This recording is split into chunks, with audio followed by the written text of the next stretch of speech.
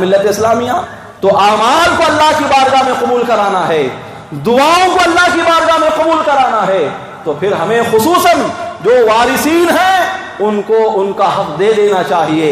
اگر ہم نے دبا لیا ہے فوراً سے پیش کر جس کا جو حق بنتا ہے وراثت میں اسے حق ہم کو ادا کر دینا چاہیے۔ اسی میں ہماری دنیا و آخرت کی سلامتی اور بھلائی پوشیدہ ہے۔ دیکھا آپ نے، تو وارث کو اپنی وصیت کے ذریعے سے میراث سے محروم کر دینا، یا وارثین کا کسی شرعی وارث کو اس کا حق وراثت نہ دینا اور آپس میں اس مال کو تقسیم کر لینا۔